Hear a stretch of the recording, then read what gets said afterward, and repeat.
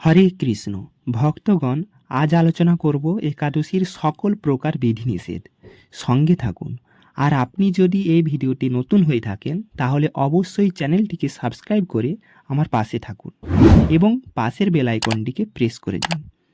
একাদশীর সকল বিধিনিষেধ আলোচনা করার চেষ্টা করব। যদি কোনো মিস থাকে তাহলে অবশ্যই কমেন্ট বক্সে কমেন্ট করুন, সেই নিয়ে নেক্সট ভিডিওতে আমি আলোচনা করব। এই নিয়ে আরও একটি ভিডিও আছে, সেটা আমি এই ভিডিও ডেসক্রিপশানে আমি দিয়ে দেব। তাহলে চলুন শুরু করি। একাদশী হিন্দুদের পূজার একটি বিশেষ দিন। এই দিনে হিন্দুরা উপবাস রেখে বিশেষভাবে ভগবান শ্রী বিষ্ণুকে প্রসন্ন করার জন্য পূজা করে থাকেন।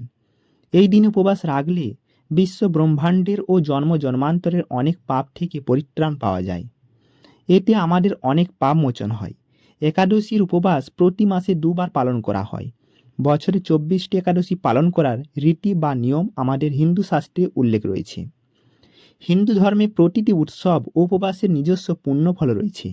সেই কারণেই ভক্তরা পূর্ণ ভক্তি সহকারে একাদশীর ব্রতপাত ও উৎসব পালন করে থাকেন। সনাতন ধর্মে প্রতিটি দিনকে এক বা অন্য ঈশ্বরকে উৎসর্গ করা হয়।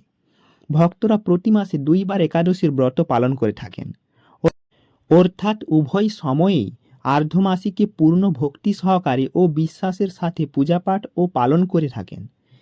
এই ব্রত উপবাস পালন করলে চিরস্থায়ী ফল লাভ করা যায় বলে বিশ্বাস করা হয়। একাদশীর দিন ভক্তরা ঘরে সুখ ও সমৃদ্ধি বজায় রাখতে উপবাস রাখেন। একাদশী কৃষ্ণপক্ষে একটি ও শুক্লপক্ষে একটি, তবে একাদশীর দিন বেশ কিছু নিয়ম মেনে চলা আবশ্যক বলে মনে করা হয়। চলুন তাহলে জেনে নেওয়া যাক সেই বিধিনিষেধগুলি কী কী। একাদশীতে পঞ্চরবিশস্য গ্রহণ নিষিদ্ধ। যদি গ্রহণ করেন ব্রত নষ্ট হবে। একাদশী ব্রত করলে যে কেবল নিজের জীবনের সদ্গতি হবে শুধু তাই নয়, একাদশী পালনকৃত ব্যক্তির মৃত পিতামাতাও নরকে গমন থেকে উদ্ধার হবে। শাস্ত্রমতে একাদশীতে অন্ন গ্রহণ নিষিদ্ধ। এটি বিশ্বাস করা হয় যে এই দিনে অন্ন গ্রহণকারী ব্যক্তি নিম্ন জীবের যোনি প্রাপ্ত হন। এর সাথে যারা এই দিন একাদশী উপবাস রাখেন না তাদেরও অন্ন গ্রহণ করা উচিত নয়। তারপর একাদশীতে পারণ পঞ্জিকাতে একাদশী পালনের সময় দেওয়া থাকে। সেই সময়ের মধ্যে ভগবানকে ভোগ নিবেদন করে প্রসাদ গ্রহণ করার পরে পালন করতে হয় বা করা উচিত, নয়তো একাদশী পালনে কোনো ফল লাভ হয় না, নরকবাসী হতে হয়। একাদশী ব্রত পালনের প্রকৃত উদ্দেশ্য কেবল উপবাস নয়, নিরন্তর শ্রীবিষ্ণুর নাম জপ মনে ও শ্রবণ কীর্তনের মাধ্যমে একাদশীর দিন অতিবাহিত করতে হবে। ধর্মীয় মতামত অনুসারে একাদশীর দিন ব্রহ্মচার্য পালন করা উচিত। একাদশীর সময়টি ভগবান শ্রীবিষ্ণুকে উৎসর্গ করা হয় বলে মনে করা হয়। তাই এই দিনে ভগবান শ্রীবিষ্ণুর যথাযথ আরাধনা বা উপাসনা করলে সুখ এবং সমৃদ্ধি আসে। একাদশীতে তর্ক বিতর্ক থেকে বিরত থাকতে হয়। এই দিনে আরও বেশি করে জগৎপালক শ্রী বিষ্ণুর শ্রী হরির নাম ধ্যান করা উচিত। একাদশীর দিনে কখনো কোনো মহিলাকে অপমান করা যাবে না। এটি বিশ্বাস করা হয় যে এই দিনটিতে যারা মহিলাদের অপমান করবে তারা আজন্মকাল দুর্ভোগ ভোগ করে। কারণ শ্রী বিষ্ণুর পত্নী মাতা লক্ষ্মী দেবী, তিনি একজন নারী বা মহিলা। তাই নারীকে অপমান করলে শ্রী বিষ্ণু পত্নীকে অপমান করা হয়। আরেকটা প্রশ্ন হতে পারে, যেমন মাসিক চলাকালীন কি একাদশীর ব্রত পালন করার নিয়ম রয়েছে? এক্ষেত্রে শ্রী শ্রী হরিভক্তি বিলাসী শ্রীল সনাতন গোস্বামীপাদ মহর্ষি শৃঙ্গীর কথা উল্লেখ করে সুস্পষ্ট দিক নির্দেশনা দিয়েছেন। একাদশ্যাম ন ভুঞ্জি থাহ নারী দৃষ্টা রজস্যাপি, অর্থাৎ নারী যদি রজস্বলাও হয় তথাপি একাদশীতে খাদ্য গ্রহণ করবে না, অর্থাৎ মাসিক হলেও একাদশী পালন কর্তব্য। একাদশীতে কি লবণ খাওয়ার নিয়ম রয়েছে? হ্যাঁ, একাদশীতে অবশ্যই সৈন্ধব লবণ ব্যবহার করতে হবে। এটা সকল উপবাসের জন্য প্রযোজ্য। আরেকটা প্রশ্ন হতে পারে, যেমন একাদশীতে মৃত্যু হলে কি করণীয়? একাদশী থাকাকালীন যদি কারো মৃত্যু হয় তাহলে সে স্বর্গে নয় তৎক্ষণাৎ বৈকুণ্ঠ লোকে গমন করে। একাদশীর আগের দিন কি সহবাসের নিয়ম আছে? না, একাদশী পালনের সময় আমাদের অবশ্যই সংযমী হতে হবে।